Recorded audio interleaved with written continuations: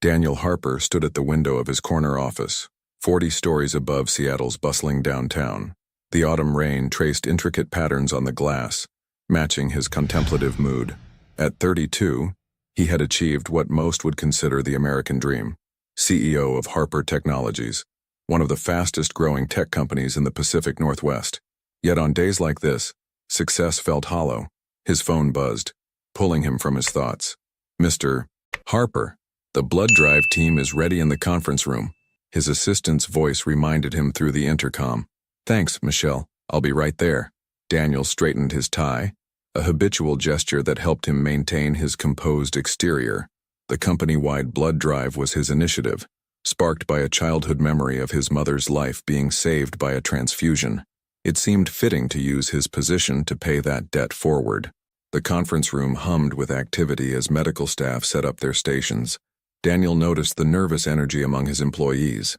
Not everyone was comfortable with needles. He made his way to the first available station, rolling up his sleeve. Leading by example had always been his style. "Mr. Harper." The nurse smiled professionally while preparing the collection materials.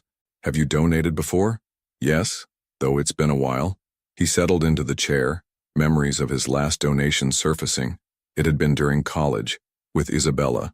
His chest tightened at the thought of her name, even after all these years. The nurse's voice brought him back to the present.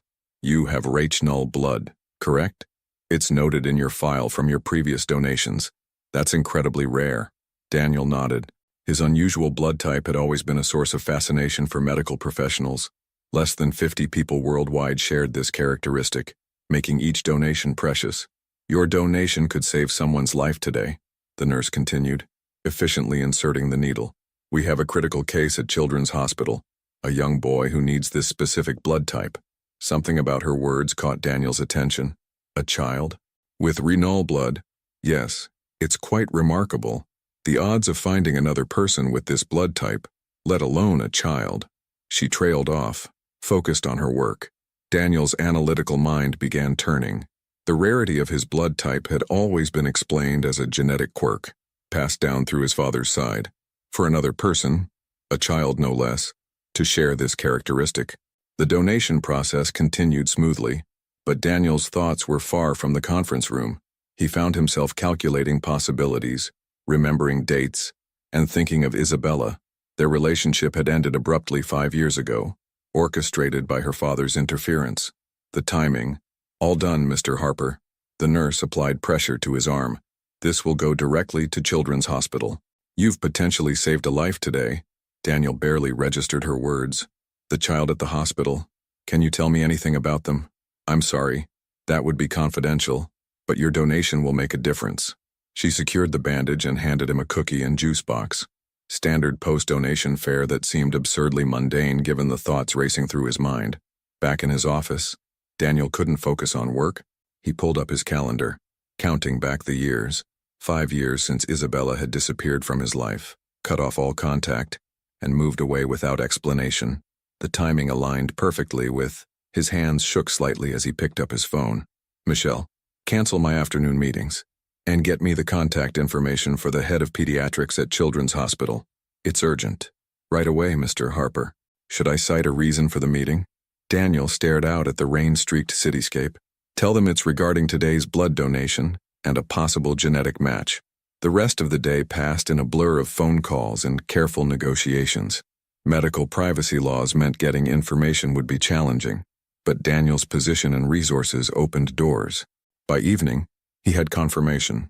The recipient of his blood was a 4-year-old boy named Theo, admitted after a serious fall at Little Angel's orphanage. Daniel sat alone in his darkened office, the city lights below creating a tapestry of illumination, the weight of possibility pressed against his chest. A 4-year-old orphan with his rare blood type, the timing of Isabella's disappearance. The pieces were fitting together to form a picture that both thrilled and terrified him. He pulled out his phone one last time, scrolling to a number he'd never deleted but never dared to call. Isabella's father, Richard Martinez, successful business rival and the man who had orchestrated their separation. His finger hovered over the call button. No. If his suspicions were correct, confronting Richard now would only complicate matters. He needed proof first. He needed to meet Theo. Daniel gathered his coat and briefcase. his mind already formulating a plan. Tomorrow, he would visit Children's Hospital. Tomorrow, he would begin unraveling the truth that had been hidden from him for 5 years. Tomorrow, he might discover he had a son. As he rode the elevator down to the parking garage, Daniel's reflection in the polished doors showed a man transformed, no longer just a successful CEO, but potentially a father searching for answers. The rain had stopped, leaving the air clean and charged with possibility. Like the city itself, Daniel stood on the brink of change, ready to embrace whatever truth awaited him at Children's Hospital. The pristine halls of Seattle Children's Hospital felt worlds away from Daniel's corporate domain. Gone were the sleek glass walls and modern art installations. Here, cheerful murals of woodland creatures guided visitors through the corridors. Daniel clutched the briefcase containing the legal documents he'd had prepared overnight. Medical information requests, court orders if needed, and DNA testing authorizations. Dr. Rebecca Chen's office bore the organized chaos typical of a busy pediatrician. The chief of pediatrics, a woman in her 50s with kind eyes and an air of quiet authority, studied Daniel from across her desk. "Mr. Harper, while I appreciate your interest in our patient, I hope you understand the delicacy of this situation." She adjusted her glasses, scanning the documents he'd provided. Theo is in a vulnerable state, both physically and emotionally. Daniel leaned forward, his voice steady despite his racing heart. "I understand completely, Dr. Chen, but if what I suspect is true, if Theo is my son, then every day that passes is another day lost." "You mentioned Theo's mother, Isabella Martinez." Dr. Chen referenced her notes. "And you believe she was unaware of your connection when she placed him for adoption?" "Yes." The word carried the weight of 5 years of regret. "Her father orchestrated our separation before she could tell me about the pregnancy. I only learned about Theo because of the blood donation match." Dr. Chen's expression softened. "The Rh null blood type correlation is certainly compelling. It's extraordinarily rare, and given the timing," she paused, considering. "Theo's fall was serious. He suffered a concussion and internal bleeding. Your donation quite literally saved his life. How is he now?" Daniel's throat tightened at the thought of his potential son lying injured and alone, recovering well, though he's understandably shaken. The orphanage reported he fell from a playground structure, but Dr. Chen hesitated. "There are aspects of the accident that concern us." Daniel's protective instincts flared. "Well, what aspects?" "The timing and location of the fall don't quite align with the orphanage's report. We've notified Child Protective Services to investigate." She studied Daniel's reaction carefully. "Mr. Harper, if you are indeed Theo's biological father, you should know he's been through significant trauma. He's withdrawn, speaks very little, and shows signs of emotional neglect." Daniel's hands clenched involuntarily. "I want to see him. Please." "Doctor," Chen stood. "Follow me. But remember, right now, you're just a visitor. No mentions of possible relations until we have confirmation and proper protocols in place." They walked through the pediatric ward, passing rooms filled with the beeping of monitors and soft conversations. Daniel's designer shoes squeaked against the linoleum floors, marking each step toward a moment that could change his life forever. Room 412 was decorated with space-themed wallpaper, stars and planets creating a whimsical backdrop for the serious medical equipment. In the bed, looking smaller than his 4 years, lay a boy with dark curls and fair skin. He was focused intently on a worn paperback book, his small fingers tracing the words he couldn't yet read. Daniel's heart stopped. The child's profile, the shape of his nose, the slight furrow of concentration between his brows, was like looking at his own childhood photos. "Theo?" Dr. Chen spoke softly. "You have a visitor. This is Mr. Harper. He donated the special blood that helped you get better." Theo looked up, and Daniel found himself staring into eyes that matched his own unusual shade of hazel. The boy's gaze was wary, assessing, showing a caution no 4-year-old should have to possess. "Hello, Theo." Daniel's voice came out gentle, fighting past the emotion threatening to overwhelm him. "I heard you like books." A slight nod, followed by Theo hugging the book closer to his chest. "May I?"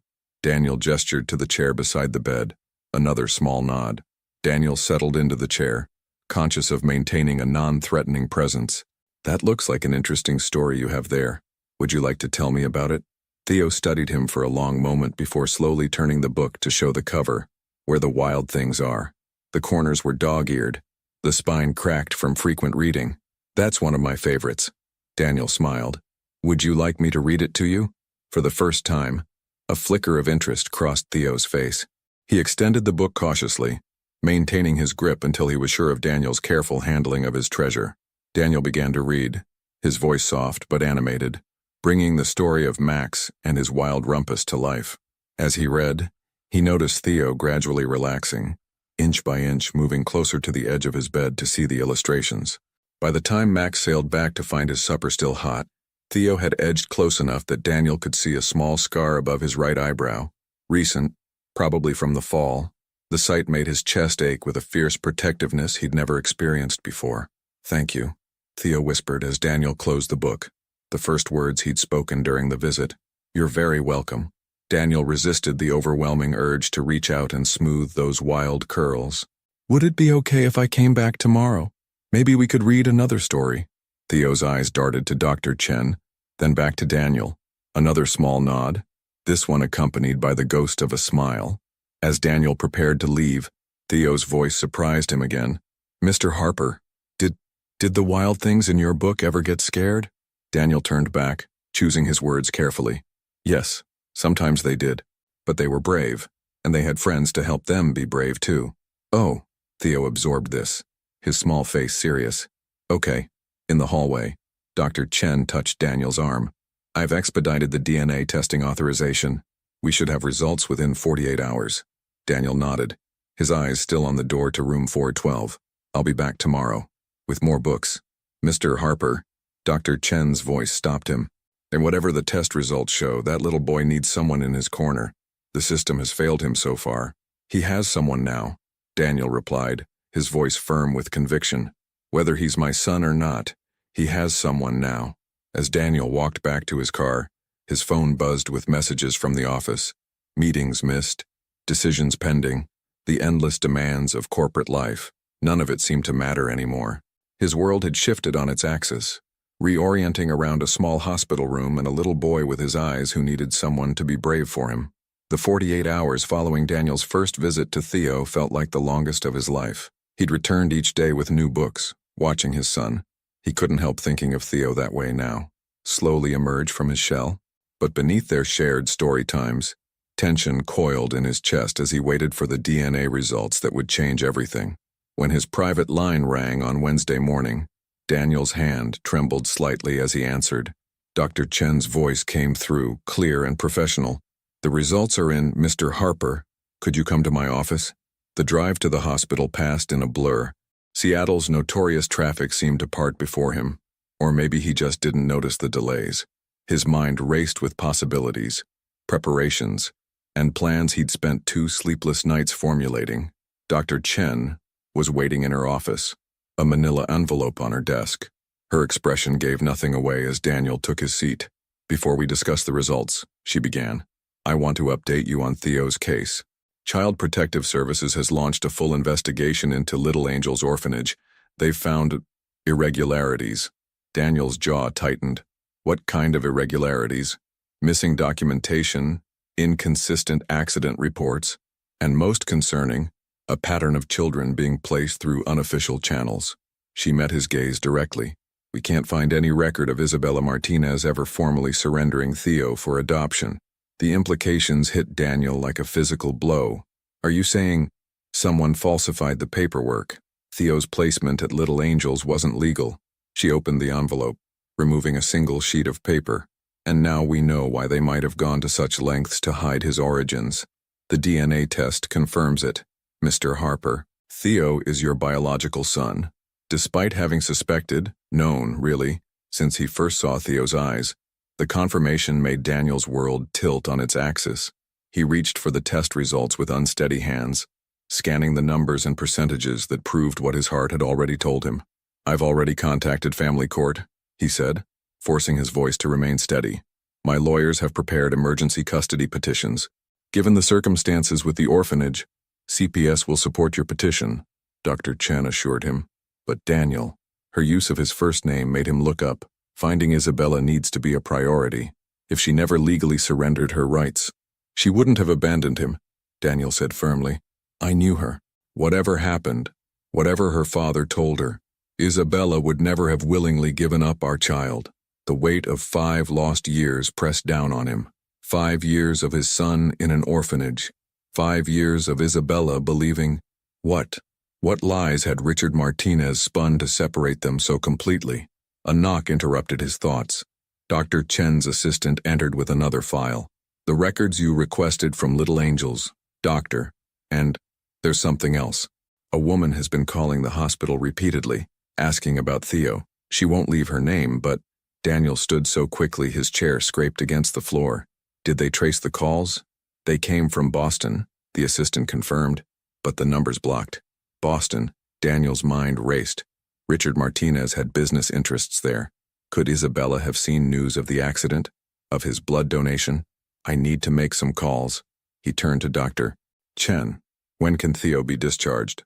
Medically, he's ready, but transitioning him to a new home needs to be handled carefully.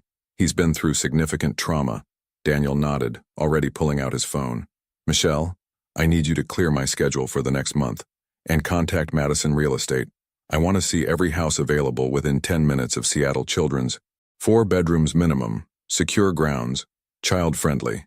He ended the call, meeting Dr. Chen's concerned gaze. I'm converting my guest room tonight, but I want a proper home ready as soon as possible. Something that feels permanent. You seem very certain the court will grant custody.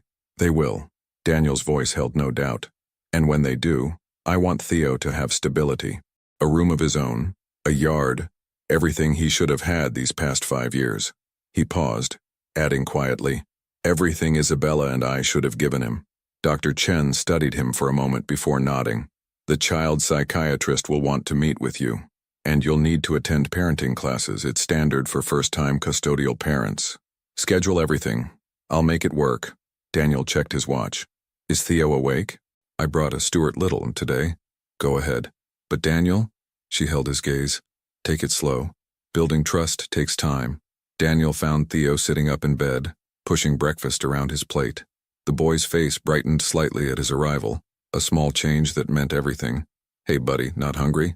Theo shrugged, then asked in his quiet voice, story time? Of course. Daniel settled into what he'd come to think of as his chair. But first, I wanted to ask you something important. How would you feel about coming to live with me when you're better? Theo's fork clattered against his plate. His eyes, so like Daniel's own, went wide with a mix of hope and fear that no child should know. Forever. The word caught in Daniel's chest like a physical ache. That's the plan. Would you like that? Theo studied him with that too-old gaze. Will I have to go back? To the other place? Never. Daniel let every ounce of conviction he possessed fill that single word. I promise you, Theo. Never again. Small fingers twisted in the hospital blanket. Can I bring my books? All of them. And we'll get more. We'll build you a whole library if you want. A tiny smile, like sunshine breaking through clouds. Okay. Daniel's phone buzzed. His lawyer, probably with custody paperwork. But for now, he just pulled out Stuart Little and began to read, watching his son's face light up at the adventures of a brave little mouse in a big world. Later, in the hospital parking lot, Daniel made 2 calls. The first was to a private investigator he trusted, with instructions to trace those calls from Boston and find any trace of Isabella Martinez. The second was to his head of security, requesting immediate background checks on every employee of Little Angels Orphanage. As rain began to fall, Daniel looked back at the hospital window where he knew Theo was sleeping. I'll find her, he promised softly. I'll find your mom and I'll make this right. For all of us. Daniel stood in the doorway of what had been his home office, now transformed into a child's bedroom. The walls, hastily repainted a warm blue, caught the morning light streaming through wide windows. A twin bed with rocket ship sheets occupied one corner, while a bookshelf, already filled with carefully chosen titles, dominated another wall. A nightlight shaped like the moon cast subtle stars across the ceiling. The security system installation is complete, Mr. Harper, announced Frank Matthews, his head of security, from behind him. Motion sensors, cameras, and direct line to local law enforcement. Nobody gets near this floor without us knowing.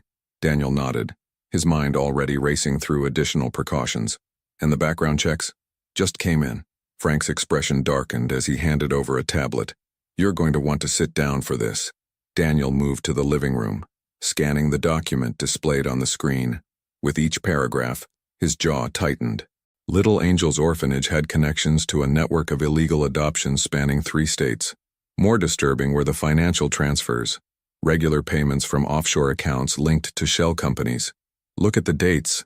Frank pointed to a specific transaction. The first payment came through 2 days after Theo's arrival at Little Angel's. Can we trace the source? Working on it. But here's where it gets interesting. Frank swiped to another document. Remember those calls from Boston? They weren't just to the hospital. Similar calls were made to Little Angels over the past 4 years, all from different numbers, all blocked. Each time, the orphanage received a substantial payment shortly after. Daniel's mind raced with implications. Someone was paying them to keep Theo there, to prevent him from being adopted, and to report on anyone showing unusual interest in him. Frank hesitated. There's more. We found these in their digital archives. The next images made Daniel's blood run cold. Photographs of himself and Isabella from their college days, but subtly altered. In one, he appeared to be intimately embracing another woman. In another, he was leaving an expensive jewelry store with a blonde companion, all carefully dated, all expertly manipulated. Professional work, Frank commented. Whoever did this had resources. Richard Martinez had resources, Daniel corrected, his voice hard, and a reputation for using them to eliminate threats to his business empire. He stood, pacing the room. He didn't just separate us. He made sure Isabella would never want to find me. His phone chimed with a text from Dr. Chen. Theo asking for you? Good day for a walk in the garden? Daniel's anger softened at the thought of his son. I keep digging, he told Frank. I want everything.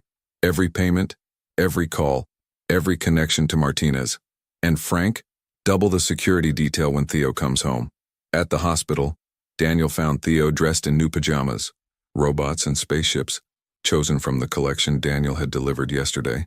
The boy's face lit up at his arrival, then quickly tried to hide his excitement behind careful reserve.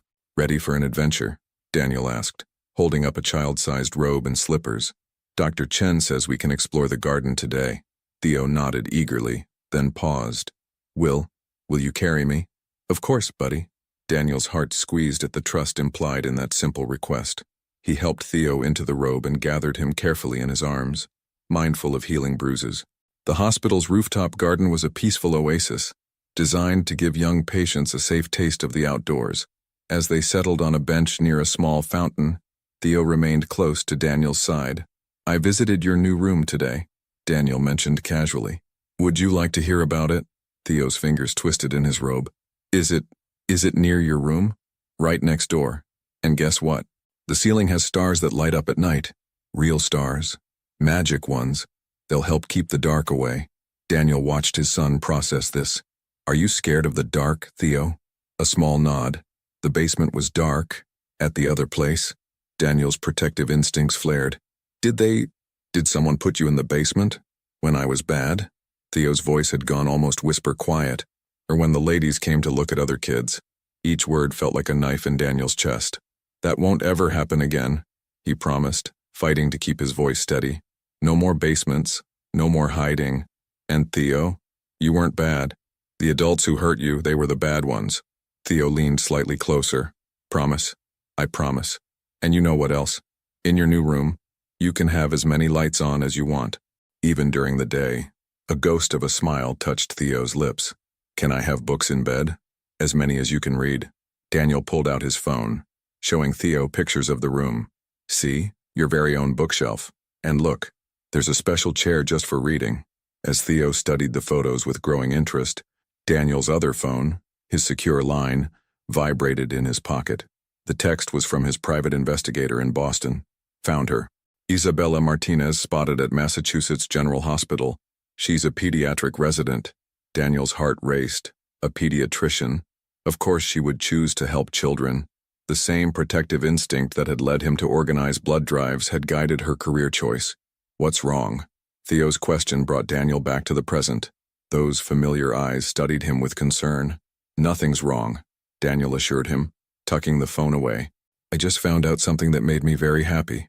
Someone I lost a long time ago. I think I might be able to find her again. Like Stuart Little found his bird. Daniel smiled at the reference to yesterday's story. Exactly like that. Sometimes people get lost, but it doesn't mean they stop caring. Theo considered this. In my dream, sometimes there's a lady. She sings to me. His voice dropped to a whisper. I think she was crying. Daniel pulled his son closer, letting Theo's head rest against his chest. Would you like to hear a story about that lady? About your mom? A tiny nod. She has a beautiful smile. Daniel began softly. And she loves books. Just like you. When she laughs, it sounds like music. As he wove the story of meeting Isabella in college, carefully edited for 4-year-old ears, Daniel watched his son's eyes grow heavy. By the time he described Isabella's talent for finding shapes in clouds, Theo was asleep in his arms. Daniel's secure phone buzzed again. Video footage from Mass General confirms. She's been searching hospital records across the country. Pattern suggests she's looking for someone. She's looking for you, Daniel whispered to his sleeping son. She never stopped looking for you. He gazed across the Seattle skyline, toward the East Coast where Isabella was building her own life, unaware that their son was finally safe. And I'm going to make sure she finds us. The morning of Theo's discharge from the hospital dawned clear and crisp, a rare break in Seattle's autumn rains. Daniel arrived early, carrying a small backpack decorated with dinosaurs, a suggestion from Dr. Chen about giving Theo something that was exclusively his. Remember what we discussed? Dr. Chen reminded him as they waited for the discharge paperwork. Establish routines immediately. Children who've experienced trauma need predictability.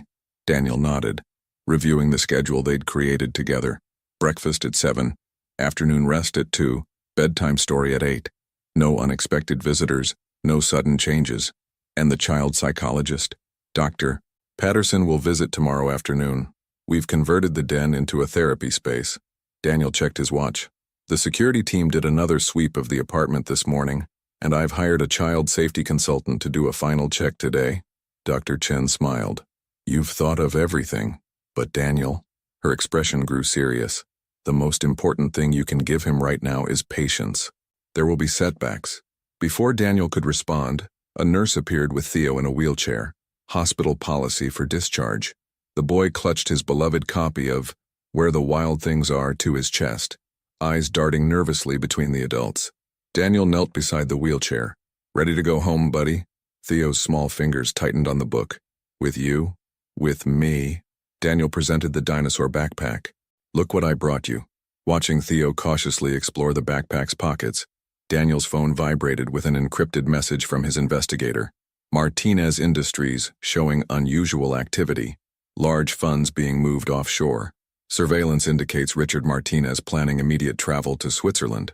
Daniel's jaw tightened. Richard was running. The question was, from what? Mr. Harper? Theo's quiet voice brought him back to the moment. Can I bring my hospital bear? Of course. And guess what? There might be some new bear friends waiting at home. The drive home was quiet. Theo taking in the city views with wide eyes from his new booster seat. Daniel watched him in the rearview mirror, noting how the boy's hand occasionally reached out to touch the window, as if confirming the reality of the world beyond. In the apartment's private elevator, Theo pressed closer to Daniel's leg. Is it very high? The penthouse is pretty high up, Daniel admitted, but you can see the whole city, and at night, it looks like a sea of stars. The elevator opened directly into the apartment's foyer, where Michelle waited with a gentle smile. Welcome home, Theo. Would you like to see your room? Theo looked to Daniel for reassurance before nodding. Daniel led him down the hallway, past top-of-the-line security cameras disguised as modern art installations. The room transformation was complete. Besides the bed and bookshelf, there was now a cozy reading nook with beanbags, a desk sized perfectly for a 4-year-old, and, most importantly, a state-of-the-art night lighting system that could gradually shift from full brightness to a gentle glow. This is mine. Theo's voice held wonder and disbelief. All yours. Daniel watched as his son took tentative steps into the space. Want to see something special? He pressed a button, and the ceiling came alive with constellations. Theo's gasp of delight made something in Daniel's chest squeeze tight. Stars, like you said. And look. Daniel opened the closet to reveal new clothes, toys and a special shelf for his books. There's room for everything you want to keep safe. Theo's expression shifted suddenly, worry clouding his features. What if... What if I have to leave? Daniel knelt to meet his son's eyes. This is your home now, Theo. Forever. Nothing and no one will change that. His phone buzzed again. Frank this time. New intelligence. Martinez didn't just fake photos. Found evidence of systematic harassment of anyone who could have connected you to Isabella. Multiple victims. Daniel's blood ran cold. How many lives had Richard Martinez destroyed to keep his secret? Can we? Theo's hesitant voice pulled him back. Can we read a story? Always. Daniel settled into the reading chair, helping Theo climb up beside him. As they began another adventure of Stuart Little, his encrypted phone lit up with another message. Isabella's hospital records accessed multiple times in past month. Someone tracking her movements. Martinez's people. Daniel tightened his arm around Theo protectively. Richard Martinez wasn't just running. He was trying to tie up loose ends, which meant Isabella could be in danger. Mr. Harper, Theo's small voice interrupted his thoughts. Your heart's beating really fast. Daniel forced himself to relax. Just excited to be reading with you, buddy. Now, where were we? Ah, yes. Stuart was about to race his sailboat. The rest of the day passed in a careful routine. Lunch in the sunny kitchen nook, where Theo discovered he liked strawberries but remained suspicious of sandwiches cut in unfamiliar shapes. A quiet exploration of his new home, with Daniel close by but letting him set the pace. A nap in the reading nook, surrounded by soft pillows and gentle starlight. By evening, Daniel had received 3 more encrypted messages about Richard Martinez's activities. The pattern was clear. The man was liquidating assets, severing connections, preparing to disappear, but not, Daniel suspected, before ensuring his secrets disappeared too. As he tucked Theo into bed that night, surrounded by the soft glow of constellation lights, Daniel made a decision. He couldn't wait any longer to contact Isabella. Richard's mounting desperation made every day dangerous. One more story, Theo pleaded sleepily. One more, Daniel agreed, choosing a book about a family of bears finding their way home through a dark forest. As he read, his mind raced with plans. Tomorrow, while Dr. Patterson worked with Theo, he would set things in motion. His legal team would file for emergency custody. His security team would establish surveillance on Isabella in Boston, and he would begin the delicate process of reaching out to her, not through intermediaries this time, but directly. They found their way home, Theo murmured as the story ended, fighting to keep his eyes open. Yes, they did. Daniel smoothed his son's wild curls. Sometimes it takes a while, but families always find their way back to each other. Theo drifted off to sleep, clutching his hospital bear. Daniel stood in the doorway, watching the gentle rise and fall of his son's chest. On his phone, one final message blinked. Martinez booked private flight to Zurich. Departs in 48 hours. The countdown had begun. Somewhere in Boston, Isabella was working her hospital shift, unaware that her father was preparing to flee the country, or that her son was finally safe, or that Daniel was about to upend her world again. Sleep tight, little one, Daniel whispered. Tomorrow we start bringing your mom home. Daniel watched through the one-way glass as Dr. Patterson worked with Theo in the converted therapy room. His son sat cross-legged on a plush rug, carefully arranging wooden blocks into intricate patterns. The child psychologist had explained that such ordering behaviors were common in children seeking control over their environment. He's processing remarkably well, Dr. Patterson had told him earlier. But there are deep-seated fears we'll need to address. The basement incidents, especially. Now, watching Theo methodically sort blocks by color, Daniel's phone buzzed with an urgent update from his Boston team. Martinez's security detail spotted at Mass General. They're watching her. Daniel's hand tightened on his phone. Richard's flight to Zurich was scheduled for tomorrow morning. Whatever he was planning regarding Isabella, it would happen soon. Mr. Harper? Michelle appeared at his elbow. Your legal team is ready for the conference call. In his home office, Daniel faced a wall of screens showing his attorneys in Seattle, Boston, and New York. The lead counsel, Victoria Chen, spoke first. We've prepared the emergency custody filing, she reported. Given the evidence of adoption fraud and your DNA confirmation, the court should act quickly. However, she paused, choosing her words carefully. The situation with Dr. Martinez complicates things.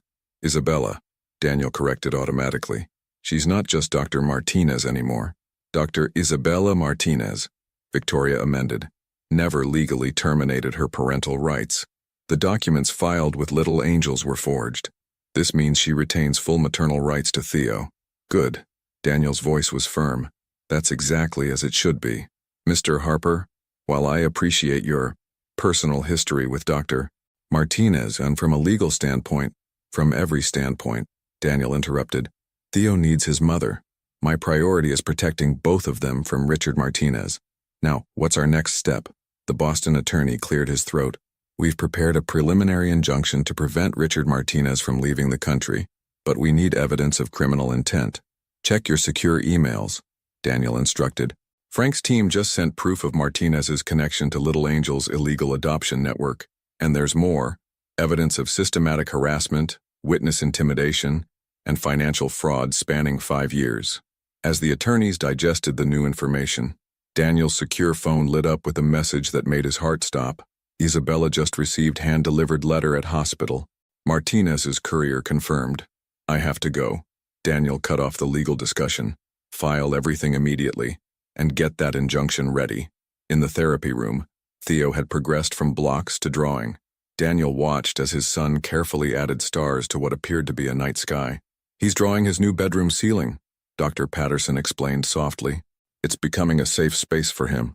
Daniel's phones buzzed simultaneously. Frank with a message about increased movement around Martinez Industries, and his Boston team with an urgent update. Isabella left hospital abruptly after reading letter, heading home. Martinez's men following. I need to make a call, Daniel told Dr. Patterson. A very important one, can you? We'll be fine, she assured him. Take your time. In his office, Daniel stared at the phone number his team had obtained for Isabella. 5 years of silence stretched between them, filled with lies and manipulation. Taking a deep breath, he dialed. 1 ring, 2, 3. Hello? Her voice, slightly breathless but unmistakably Isabella's, sent a jolt through his system. Bella. The old nickname slipped out before he could stop it. Don't hang up, please. A sharp intake of breath. Then, barely whispered, Daniel. Yes. Listen carefully. You're in danger. Your father's men are following you. How dare you? Her voice shook with fury, and something else. Fear. After everything. And now you're tracking me. Your father lied to you. About everything. About me, about that summer. And most importantly, about our son. Silence.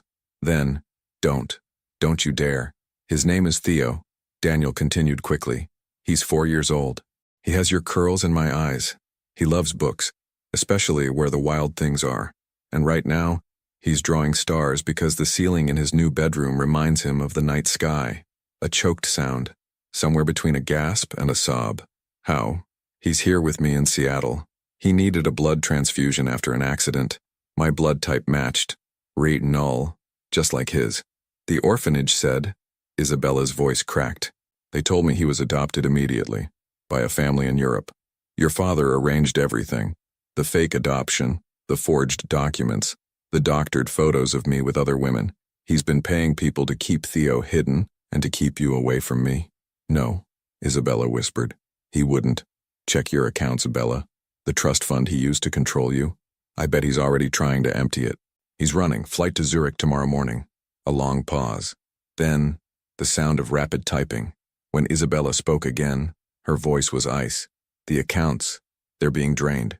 Emergency transfers initiated this morning. He knows we found Theo. Knows everything's about to come out. Bella, please. You need to get somewhere safe. Right now. I thought, her voice broke. He said you knew. That you wanted nothing to do with our baby. He showed me pictures. Lies. All of it. I never knew you were pregnant. Never knew about Theo until last week. Daniel's voice softened. He's amazing, Bella.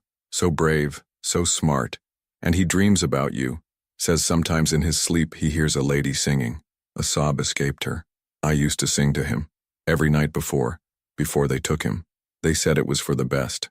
That as a single medical student I couldn't. Bella, listen to me. There are men watching your apartment right now. I have a security team ready to extract you, but you need to follow their instructions exactly. My father's men won't touch you. Not on my watch. Not ever again. Daniel's voice hardened with promise. But you need to trust me. One last time. A moment of silence stretched between them, 5 years of pain and lies hanging in the balance. Okay, she whispered finally. Tell me what to do. As Daniel relayed instructions to get Isabella safely to his waiting security team, his other phone buzzed with an alert from the therapy room. He looked up to see Theo showing Dr. Patterson his completed drawing.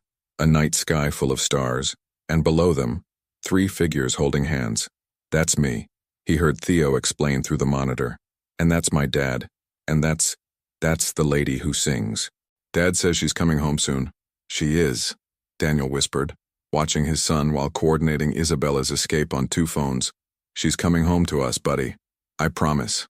The next 6 hours became a carefully orchestrated dance of precision and timing. Daniel stood at his office window, one phone connected to his Boston security team, the other maintaining intermittent contact with Isabella as she followed their extraction plan. A target vehicle has passed checkpoint 3 DARS, reported Frank's second-in-command in Boston. Martinez's men took the bait. They're following the decoy.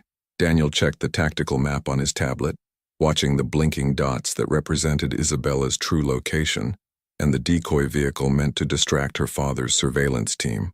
Where is she now? Approaching Logan Airport through the service entrance.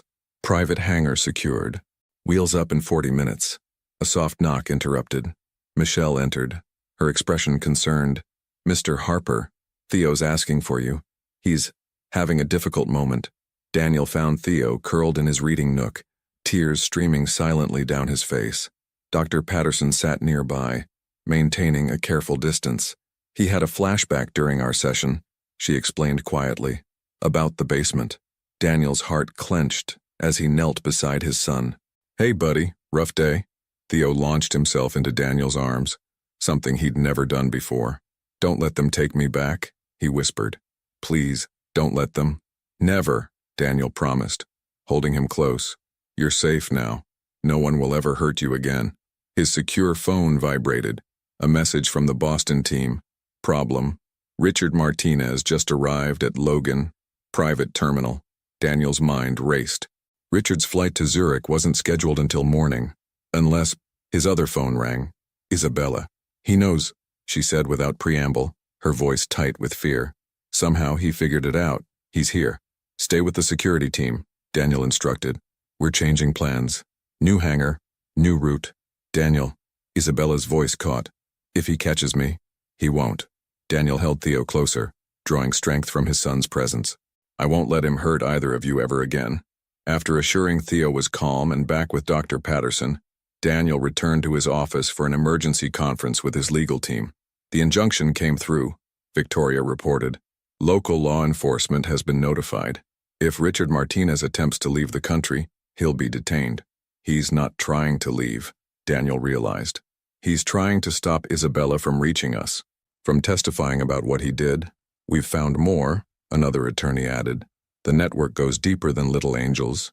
There are other orphanages, other families. Send everything to the FBI, Daniel ordered. Now, his Boston team reported again. Subject secured in secondary location.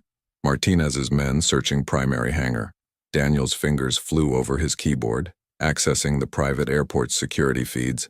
He watched Richard Martinez stride through the terminal, flanked by security, his usual polished appearance showing signs of strain. Sir, Frank's voice cut in. Martinez just made a call. Our intercept picked up a name. Reynolds. Daniel's blood ran cold. Maxwell Reynolds was Richard's fixer, the man responsible for the falsified photos that had convinced Isabella of Daniel's betrayal. Find Reynolds, he ordered. Now, 20 minutes later, all hell broke loose. Fire alarm triggered in main terminal, reported the Boston team. Security protocols disrupted. We've lost visual on Martinez. Daniel's phone lit up with Isabella's call. Daniel, they're here. Reynolds, he found us.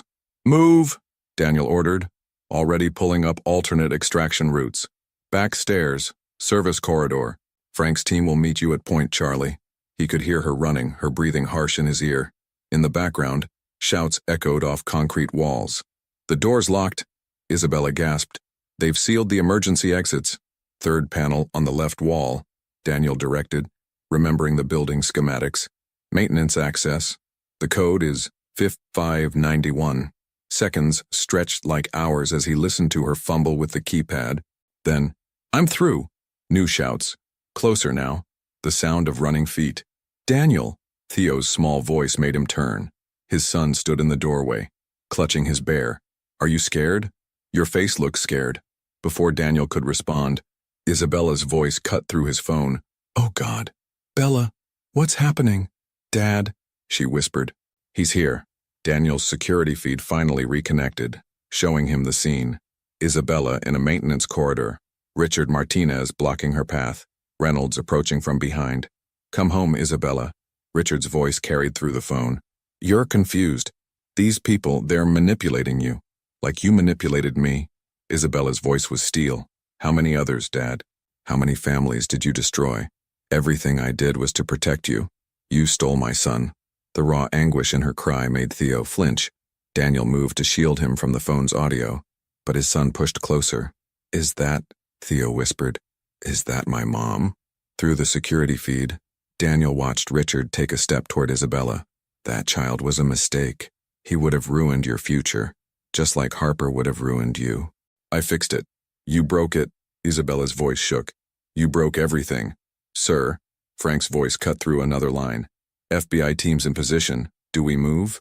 Daniel looked at Theo, saw the fear and hope warring in his eyes. Yes, he ordered. Now. Through the feed, he watched FBI agents swarm the corridor from both ends. Richard's face contorted with rage as he was surrounded. Reynolds tried to run but was quickly subdued. Target secured, reported Frank. Dr. Martinez is safe, en route to secondary extraction point. Daniel sank to his knees, gathering Theo close. It's okay, he whispered. Mom's safe. She's coming home. When? Theo's voice was small but steady. Daniel checked the newest message from his team. Private jet cleared for takeoff. ETA Seattle. 3 hours. Soon, buddy. He smiled through tears he hadn't realized were falling. Very soon. In the background, his phones buzzed with updates. FBI agents discovering documents in Richard's briefcase. Reynolds confessing to years of illegal activities. Richard Martinez being led away in handcuffs, his empire crumbling. But Daniel focused only on his son. On the way, Theo's small hands gripped his shirt as if anchoring them both to this moment. Will she like me? Theo whispered against his chest. She already loves you, Daniel assured him. She never stopped loving you. And now, he pulled back to meet his son's eyes, seeing hope replace fear. Now we get to be a real family. Theo's smile, small but real, felt like sunrise after the longest night. Can we make her room have stars too? All the stars she wants, Daniel promised. And maybe, he brushed Theo's wild curls back. Maybe she can teach us both her special songs. As the sun set over Seattle, father and son stood at the window, watching planes cross the darkening sky, waiting for the one that would bring their family full circle at last. The private terminal at Seattle-Tacoma International Airport was silent except for the soft hum of climate control and Theo's whispered questions. What if she doesn't like my bear? What if she doesn't like my drawings? Daniel knelt before his son, straightening the small collar of his favorite rocket ship shirt. She'll love everything about you, buddy, just like I do. His phone buzzed with updates about Richard Martinez's arraignment in Boston, but Daniel ignored them. Tonight wasn't about Richard or his crimes. Tonight was about healing. Flight NX-227 entering final approach, announced the terminal's intercom. Theo's hand tightened in Daniel's. Through the floor-to-ceiling windows, they watched the private jet's lights pierce the misty Seattle night, descending gracefully toward the runway. Remember what Dr. Patterson said? Daniel Gentle reminded his son. We take things slow, no pressure. But Theo's attention was fixed on the aircraft now taxiing toward them. His other hand clutched the drawing he'd insisted on bringing, the night sky full of stars. With 3 figures holding hands beneath, the jet's stairs descended, and Daniel's heart stopped. Isabella appeared in the doorway, her dark curls, so like Theo's, wind-blown from the flight. She paused at the top of the stairs, one hand gripping the railing as if for support. Their eyes met across the distance, 5 years of pain and longing suspended between them. Then Isabella's gaze shifted to Theo, and Daniel heard her soft gasp even through the terminal's thick windows. She descended slowly, each step measured, as if afraid sudden movement would shatter the moment. The terminal doors opened, and she stood before them, trembling. Hi, she whispered, her eyes never leaving Theo's face. Theo pressed against Daniel's leg but didn't hide. "You look like my drawing," he said softly. Isabella sank to her knees, keeping a careful distance. "May I see it?" Theo looked up at Daniel, who nodded encouragingly. Slowly, he extended the paper toward his mother. Isabella's hands shook as she took it. Tears spilled down her cheeks as she studied the three figures under the stars. "It's beautiful," she managed. "You drew this?" A tiny nod. "Dad helped me with the stars. We have stars on our ceiling now." "You do?" Her voice was gentle, encouraging. "They keep the dark away." Theo took a small step forward. Dad says you used to sing songs." A sob caught in Isabella's throat. "I did. Every night before." She swallowed hard. "Would you like to hear one?" Another small step forward. "The lady in my dreams sings soft songs. Like this." Isabella began to hum softly. A lullaby Daniel remembered her saying her grandmother had taught her. Theo's eyes widened. "That's it. That's the dream song." He moved closer, wonder replacing caution. "How did you know?" "Because I sang it to you every night before you were born," Isabella explained, her voice thick with tears. "And every night after, until the bad people took me away." Theo's direct question made both adults flinch. "Yes, my love." Isabella's hands twisted together, restraining herself from reaching out. "But I never stopped singing it. I never stopped hoping I'd find you." Theo studied her face intently. "Did you look for me?" "Every day." Isabella met his gaze steadily. "In every hospital, every city. I never stopped looking." "Dad found me," Theo said. "He gave me special blood when I was hurt." "He did." Isabella's eyes met Daniel's. Years of misunderstanding dissolving in shared pain and purpose. "Your dad is very brave, like the Wild Things?" Theo asked, referring to his favorite book. A genuine smile broke through Isabella's tears. "Exactly like the Wild Things." Theo took another step, now within arm's reach. "Are you staying? If you want me to." Isabella's voice wavered. Theo turned to Daniel. "Dad, can she see my stars?" "Of course, buddy." Daniel's voice was rough with emotion. "Your mom can stay as long as you want." "Forever?" Theo pressed. "Like you promised me." "Forever," Daniel confirmed, meeting Isabella's tearful gaze. "If that's what you both want." Theo considered this, then reached into his pocket and pulled out his most treasured possession, the small hospital bear. "He helps when things are scary," he explained, holding it out to Isabella. "You can hold him if you want." Isabella carefully took the bear, treating it with the reverence it deserved. "Thank you," she whispered. "He's very brave, just like you." Something in her voice, or perhaps the gentle way she held his bear, seemed to make up Theo's mind. He closed the remaining distance between them and touched her arm softly. "Your eyes are crying." "Happy tears," Isabella assured him. "The happiest tears in the world." Theo looked back at Daniel once more, received an encouraging nod, then did something that made both parents' hearts stop. He stepped into Isabella's arms. She held him as if he were made of glass, her tears falling into his wild curls. "My baby," she breathed. "My beautiful, brave boy." Daniel watched them, his own vision blurring, as Theo gradually relaxed into his mother's embrace. The boy's small voice, muffled against her shoulder, asked, "Can you sing the dream song again?" Isabella began to sing softly, the Spanish lullaby filling the quiet terminal. Theo's eyes drifted closed, his small body finally letting go of years of tension. Daniel's phone vibrated. Updates about Richard's case, about the FBI investigation expanding, about reporters gathering at Martinez Industries. He silenced it all. Here, in this moment, none of that mattered. What mattered was Theo's peaceful expression as he listened to his mother's song. What mattered was Isabella's arms finally holding their son. What mattered was the way she looked up at Daniel with eyes full of hope and healing and possibility. "Welcome home," he whispered, and knew that for the first time in 5 years, all three of them were truly where they belonged. Dawn broke over Seattle, painting the sky in soft pinks and golds. Isabella stood at the window of the guest room, her room now, watching the city come alive. She hadn't slept, too afraid this would all prove to be another dream. A soft knock drew her attention. Daniel stood in the doorway, holding 2 steaming mugs of coffee. "Still take it with cinnamon?" The familiar gesture, he'd brought her coffee this way every morning during their college years, made her throat tight. "You remembered." "I remembered everything." He offered her a mug, maintaining a careful distance. 5 years of separation had created an invisible barrier, one they were both still learning to navigate. "Theo's still sleeping," he said softly. "Dr. Patterson says that's good." Feeling safe enough to sleep deeply, Isabella's hands tightened around her mug. "The basement, what they did to him, will help him heal." Daniel's voice was steady, grounding. "He's already showing remarkable progress." "I should have looked harder." The words burst from her, laden with guilt. "I should have questioned everything my father told me. Should have—" "Bella," Daniel's use of her old nickname, made her look up. "Your father had unlimited resources and decades of experience manipulating people. He fooled everyone. The authorities, the adoption agencies, even his own investigators. But I'm his mother." Her voice broke. "I should have known." "You did know." Daniel stepped closer, his expression intense. "You never stopped looking.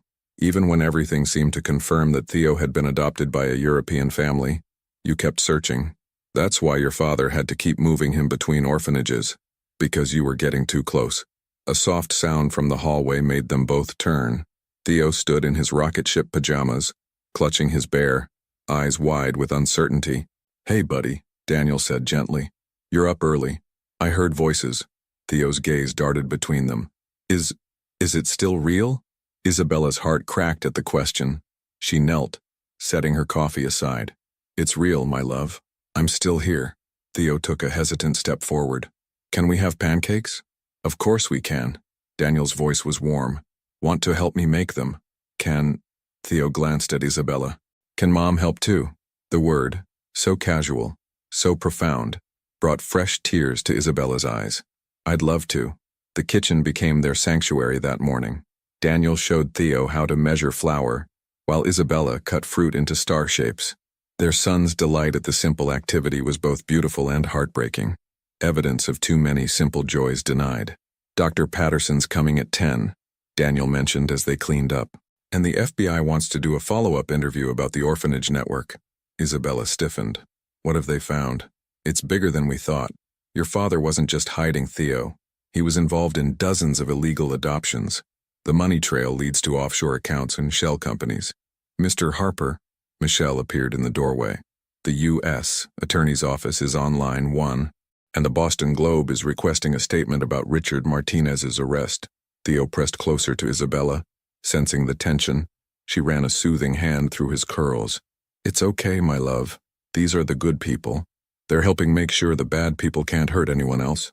"Like the police in my books?" Theo asked. "Exactly like that." Daniel squeezed his son's shoulder. "Why don't you show Mom your special reading nook while I take this call?" The reading nook had become Theo's favorite space, a safe haven filled with books and soft pillows. He proudly showed Isabella his growing collection, explaining how Daniel read to him every night. "And look," he pointed to the ceiling. "The stars come on when it gets dark. Dad says you can have stars too in your room." "I'd like that." Isabella settled beside him as he pulled out Where the Wild Things Are. "This one's special," Theo explained. "It was with me. Before, when things were bad." Isabella's heart clenched. Books can be good friends when we're scared. Dad says it's okay to be scared sometimes. Theo leaned against her hesitantly. "Are you scared?" "Sometimes," Isabella admitted. "But being here with you and your dad, it makes me brave. Like the wild things. Even braver." Daniel found them there later, Theo dozing against Isabella's shoulder as she sang softly in Spanish. The sight made his chest tight with emotion. "The U.S. attorney wants to make a deal," he said quietly, not wanting to wake Theo. "Your father's lawyers are negotiating a plea agreement." Isabella's arms tightened protectively around their son. "Will Theo have to testify?" "No. We've made that non-negotiable. The evidence from the orphanage records is enough. And the other families, the other children. The FBI has a task force dedicated to finding them all." Daniel sat beside them, careful not to disturb Theo's rest. "Your testimony about Richard's methods will help, but only when you're ready." Isabella studied their sleeping son's face. "I'm ready now, for all of it. No more hiding, no more lies. We'll face it together." Daniel's hand found hers, bridging the gap of years with a simple touch. "All of us." Theo stirred slightly, mumbling in his sleep. Both parents froze, but he simply snuggled closer to Isabella, his small hand clutching her sleeve. I never thought, Isabella's voice caught. In all my searching, all my hoping, I never imagined finding both of you. Life has a way of coming full circle. Daniel smiled softly. Even if it takes a rare blood type and a brave little boy to make it happen. Speaking of brave, Isabella glanced toward Daniel's office. The house you mentioned, the one near the hospital, the offer was accepted this morning. 4 bedrooms, secure grounds, and, he grinned, a library perfect for story time. With stars? With all the stars we can fit. Theo shifted again, blinking sleepily. Mom, you're still here. Always, my love. Isabella pressed a kiss to his curls. Always and forever. As their son drifted back to sleep, secure between them, Isabella and Daniel shared a look of understanding. The road ahead would have challenges, therapy sessions, legal battles, healing old wounds. But here, in this moment, with their son safe and their family reunited, they had everything they needed to face whatever came next. Together, at last. The Victorian house stood proud against the Seattle skyline, its restored facade gleaming in the morning light. Moving trucks lined the quiet street as security teams conducted their final sweep of the property. Daniel watched Theo's eyes grow wide at the sight of the wraparound porch and bay windows. It looks like a castle, Theo whispered, gripping both his parents' hands. Wait until you see inside, Daniel smiled. Should we explore? The front door opened into a grand foyer where original woodwork merged seamlessly with modern security features. But it was the sweeping staircase that caught Theo's attention, its banister carved with intricate patterns. Look, Mom, he pointed excitedly. Dragons. Isabella knelt to examine the woodwork with him. You're right. And look, there are little stars hidden in the patterns too. Their voices echoed through the empty rooms, bringing life to spaces that had waited years for a family. Daniel followed them as they discovered each new wonder. The kitchen's breakfast nook with its view of the garden, the living room's window seats perfect for reading, and most importantly, the library. This, Daniel announced, opening the double doors, is for all of us. The 2-story room took Theo's breath away. Built-in shelves stretched from floor to ceiling, with a rolling ladder to reach the highest ones. A reading area by the fireplace held comfortable chairs and the ceiling. Stars, Theo gasped. I like our old room. Even better. Daniel pressed a button, and constellations bloomed across the entire ceiling, more elaborate than their previous setup. The whole room can become space. Isabella squeezed his hand, understanding the thought and care that had gone into creating this sanctuary for their son. Can we put my books here? Theo asked, already examining the lower shelves sized perfectly for children's titles. This whole section is yours, Daniel showed him. And look what else. He opened a hidden panel, revealing a small door sized for a child. Behind it, a cozy reading nook was built into the wall, complete with cushions and soft lighting. My own special place, Theo's voice held wonder. For when you need quiet time, Isabella explained, remembering Dr. Patterson's advice about creating safe spaces. But we'll always be right outside. Theo explored his nook carefully, testing each cushion, examining the small shelves built into the walls. Can I bring my bear in here?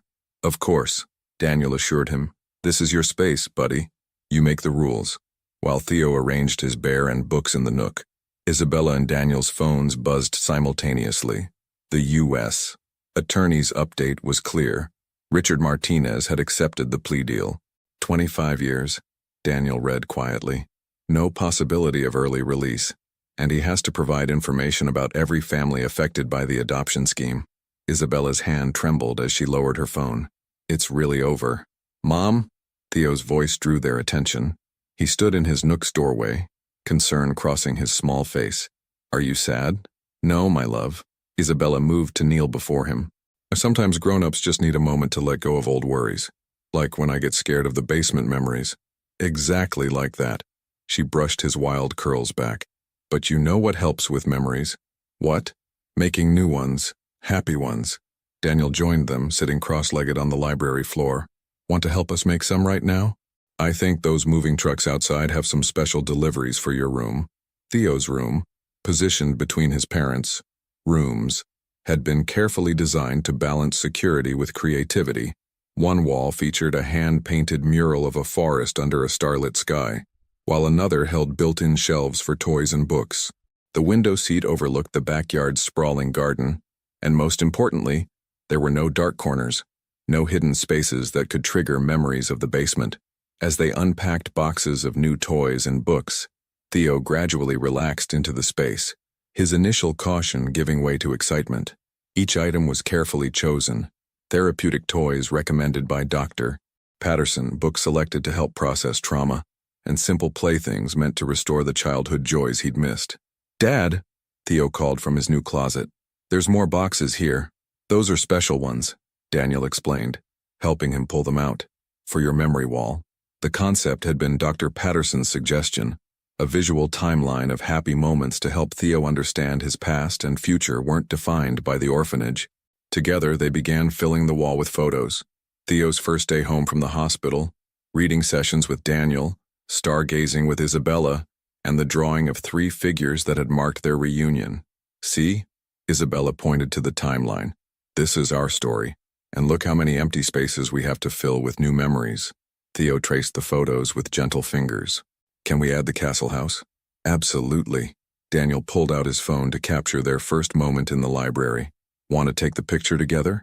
The resulting photo showed all 3 of them in the reading nook, Theo between his parents, all smiling despite tears in the adults' eyes. It went in the center of the memory wall, a new beginning. As evening approached, the house slowly came to life. Furniture was arranged, kitchen supplies unpacked, and security systems activated. But the real transformation happened in small moments. Theo's books finding their places on shelves, Isabella's medical journals joining Daniel's business texts in the library, family photos appearing on walls that had been bare for years. Their first dinner in the new house was simple, pizza on boxes in the library because the dining room wasn't set up yet. Theo thought it was magical, especially when Daniel turned on the star ceiling. "It's like a picnic in space," he declared, making both parents laugh. Later, as they prepared for bed, a small crisis emerged. Theo couldn't find his bear. The search party that ensued involved all 3 of them, finally discovering the stuffed animal had fallen behind a box in the library nook. "He was exploring," Theo explained seriously, clutching his recovered friend. "Like us." That night, after Theo was asleep in his new room, door open, nightlight on, both parents within easy reach, Daniel found Isabella in the library, staring at the memory wall. "Having second thoughts?" he asked softly. "About being here?" "Never." She turned to face him. "I was just thinking about all the spaces we get to fill, all the memories we get to make." "We have time now," Daniel reminded her. "No more running, no more hiding." "I never thought I'd feel safe again," Isabella admitted. "After everything my father did." "Hey," Daniel moved closer, careful to respect the boundaries they were still rediscovering. "You're not defined by what he did. None of us are." A small sound from the doorway made them turn. Theo stood there in his space pajamas, bear in hand. "Can't sleep?" Isabella asked gently. Theo shook his head. "The house makes new sounds." "Want to camp out in here tonight?" Daniel suggested. Under the stars, the impromptu sleepover that followed, blankets and pillows on the library floor, constellations wheeling overhead, Theo secure between his parents, became their first real memory in the new house. As their son drifted off to the sound of Isabella's lullaby, Daniel caught her eye over Theo's sleeping form. No words were needed. They were home, all of them, at last. 3 months into their new life, routine had become both anchor and comfort. Each morning began with breakfast in the sunny kitchen nook, Theo helping to make star-shaped pancakes while his parents worked in comfortable synchronization around him. The simple domesticity of these moments still caught Isabella by surprise. How natural it felt. How right. This morning, however, brought a different energy. Theo sat at the counter, pushing his pancakes around his plate while stealing glances at his parents. "Remember what Dr. Patterson said?" Daniel encouraged gently. "It's okay to feel nervous." Today marked a significant milestone. Theo's first day at his new preschool, carefully chosen for its therapeutic approach and extensive security measures. The school specialized in children who had experienced trauma, with a staff trained in attachment-based care. "And what if the other kids don't like my bear?" Theo's voice was barely a whisper. Isabella sat beside him. "Remember what we practiced. Bear can stay in your special backpack pocket, right next to your heart, and if you need him, he'll be right there. And if I get scared, then Ms. Williams will help you use your calm down corner." just like we have at home, Daniel reminded him. And remember, Mom or I can be there in exactly 7 minutes. You counted? 3 different routes, Daniel confirmed, making Theo smile slightly. The drive to school was quiet. Theo sandwiched between his parents in the secure SUV. Security teams maintained a discreet distance, a necessary precaution while the FBI's investigation continued to uncover the full scope of Richard Martinez's network. As they approached the school, Isabella's phone buzzed with an update from the U.S. Attorney's office. She read it quickly, her hand finding Daniel's across the back seat. "What is it?" he asked softly. "They found another family," she whispered. "In Chicago, a mother who was told her baby died at birth, like the ones in Boston?" Theo asked, surprising them both. He was remarkably perceptive about the ongoing investigation, though they tried to shield him from the details. "Yes, my love," Isabella answered carefully. "The good people are helping more families find each other. Like you found me?" "Exactly like that." The school's entrance was warm and welcoming, with no institutional feel to trigger bad memories. Ms. Williams, Theo's teacher, greeted them with genuine warmth. "Look, Theo," she pointed to a reading nook similar to his one at home. "We have space for quiet time whenever you need it." Theo's grip on his parents' hands loosened slightly as he took in the classroom. Other children played in small groups, their activities clearly structured to promote safety and choice. "Would you like to see our library corner?" Mrs. Williams offered. "We just got some new books about space." The mention of his favorite subject piqued Theo's interest. He looked up at his parents, seeking permission and reassurance. "We'll be right here," Daniel promised. "Just getting some boring grown-up papers signed. And then," Theo's voice held a tremor, "then we'll say goodbye for a little while," Isabella explained gently. "But remember what we practiced. You can count the hours on your special watch, and when the big hand reaches the top twice, we'll be right back to get you," Daniel finished. "Promise." Watching their son take tentative steps toward the library corner, both parents fought back tears. It was a necessary step, they knew, but seeing him walk away, even in this safe, controlled environment, tested their own healing process. The morning passed in a blur of activity. Daniel coordinated with the FBI task force, providing documentation that helped identify more victims of the adoption scheme. Isabella worked remotely with her new position at Seattle Children's Hospital, where her experience with childhood trauma had proven invaluable. Their phones remained close, both watching the clock until pickup time, but no emergency calls came. Instead, Ms. Williams sent periodic updates, Theo reading with a small group, Theo sharing his snack with another child, Theo using his calm-down strategies successfully during a moment of anxiety. When they arrived for pickup, they found their son engaged in building a space station with blocks, another boy working quietly beside him. "That's Oliver," Mrs. Williams explained softly. "He's also experienced separation trauma. They seem to sense that in each other." Theo looked up, his face lighting at the sight of his parents. But instead of running to them, he turned to Oliver. "Want to finish the space station tomorrow?" Oliver nodded shyly. "Can we add more stars?" "Lots more," Theo agreed. "My dad knows all about stars." The ride home was filled with Theo's careful recounting of his day, the books he'd discovered, the new friend he'd made, the way Ms. Williams let him keep his bear in the special pocket. At home, as Theo added a picture of his first day of school to his memory wall, Daniel's secure phone buzzed with an urgent message. The news made him catch his breath. "What is it?" Isabella asked, noting his expression. "Richard's contacts in Switzerland," Daniel explained quietly. "The FBI found records of every child, every family. They can trace all of them now." Isabella's hand flew to her mouth. "All of them. Every single one." Daniel's voice held quiet triumph. "It's really over, Bella. He can't hurt anyone else." "Mom? Dad?" Theo called from his memory wall. "Can we add Oliver's picture tomorrow? He's my new friend." "Of course we can, buddy." Daniel moved to help him arrange the day's photos. "Want to tell Mom about the space station you're building?" As Theo launched into an elaborate description of his construction plans, Isabella watched her son's animated face, his growing confidence. 3 months ago, he could barely speak to strangers. Now he was making friends, planning future play dates, building a life beyond his trauma. Later that night, after Theo was asleep, Isabella found Daniel in the library, reviewing files from the FBI task force. "I keep thinking about the other families," she said softly. The ones still searching. They'll find each other, Daniel assured her. Thanks to your testimony, the task force knows exactly what to look for, how to trace the connections. I want to help them, Isabella decided. When they're reunited, the families, they'll need support, guidance, like Dr. Patterson helped us. Exactly. A program specifically for families recovering from separation trauma. The hospital would back it, and with your connections, Daniel smiled, recognizing the passion in her voice. Tell me more. As they planned into the night, their son slept peacefully above them, his bear close by, his new school picture added to the growing collection of memories on his wall. Tomorrow would bring new challenges, new steps forward, but together they were building something stronger than the past that had tried to break them. 1 year to the day after the blood drive that changed everything, Daniel stood in the newly opened Family Reunification Center at Seattle Children's Hospital. The modern facility, funded by Harper Technologies and staffed by a team of specialists led by Dr.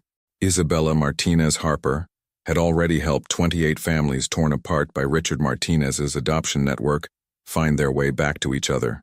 Through the observation window, he watched Isabella lead a support group for recently reunited parents and children.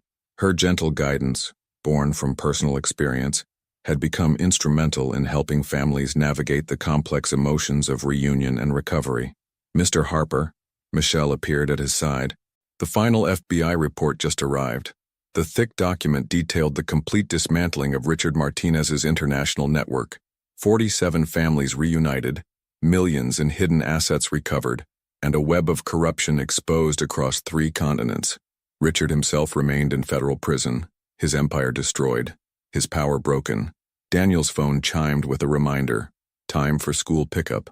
These days, Theo rode with his regular security detail, comfortable enough to make the journey without his parents, but special occasions called for family tradition. In the car, Daniel reviewed the latest updates from the center's legal team. The legislation they'd helped draft, aimed at preventing similar adoption fraud schemes, was gaining bipartisan support in Congress. Inspired by Theo's story, they called it the Stars Home Act. The elementary school playground was alive with activity when they arrived. Theo, now 5.5, was easy to spot. He had inherited Daniel's height and Isabella's graceful movements. He sat with Oliver and 2 other friends, deeply engaged in what appeared to be a serious discussion about their latest space project. Dad!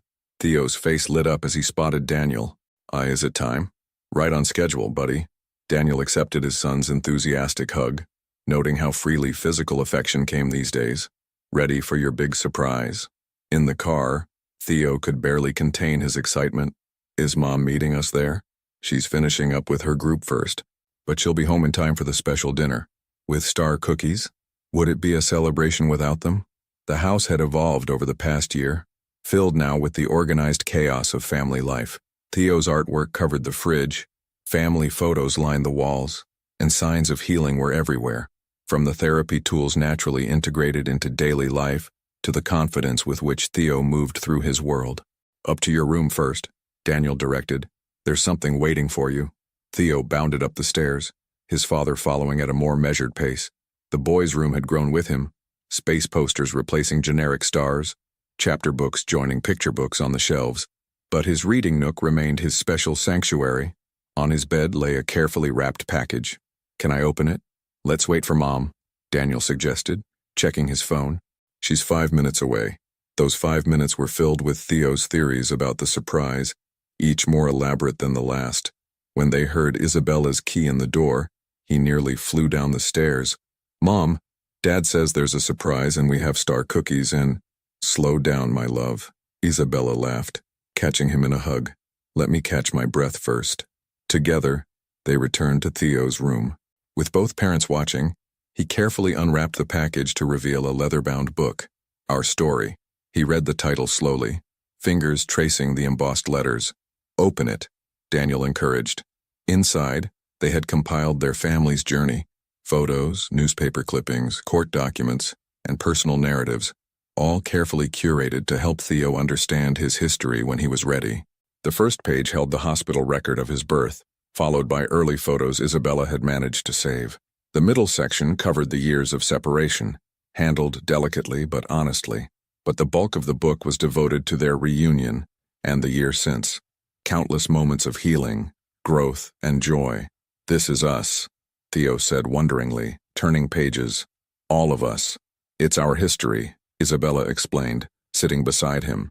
And look, there are empty pages too. For new memories? Exactly. Daniel joined them. Speaking of which, Mom and I have some news.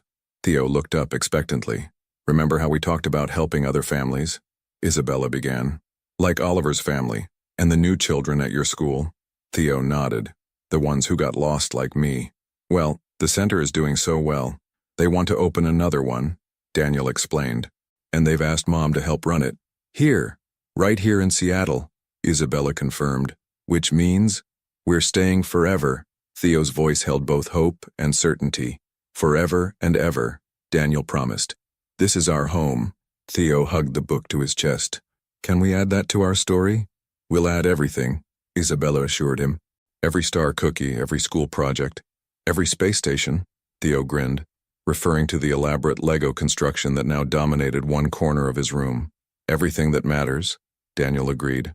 Later that night, after the star cookies were eaten and new photos added to both the memory wall and the book, the family gathered in their library. The star ceiling twinkled above them as Theo, now confident in his reading, led them through Where the Wild Things Are, the book that had started their journey back to each other. The wild things roared their terrible roars. He read clearly, no longer afraid of monsters real or imagined. Daniel and Isabella exchanged glances over their son's head. In his office, the final FBI report lay closed, its contents now part of history rather than an active threat. In Isabella's bag, plans for the new center waited for tomorrow's review. But here, in this moment, they were simply a family, bound together by love that had survived separation, lies, and betrayal to emerge stronger. And Max sailed back. Theo continued reading. Secure between his parents. Over a year, Daniel said softly. Worth every second of waiting, Isabella finished. Through the library windows, Seattle's lights sparkled like earthbound stars. Somewhere in those lights, other families were finding their way back to each other, guided by the path this little family had helped forge. But in this room, under these stars, 3 hearts beat in peaceful synchronization. Finally, completely, home, the end, Theo concluded, closing the book with satisfaction. Then, looking up at his parents with eyes that held no more shadows, he added, But we're just beginning, right? Right, his parents confirmed together, their voices full of promise for all the stories yet to come. If you found out that a lie had completely changed the course of your life, separating you from people you've loved for years, what would your first action be upon discovering the truth? Forgive and rebuild, or seek justice first? Leave your opinion in the comments. Thank you for watching. If you enjoyed the story, please subscribe to our channel and leave a comment below, letting us know what you thought. Your feedback and support mean a lot to us. Stay tuned for more exciting stories.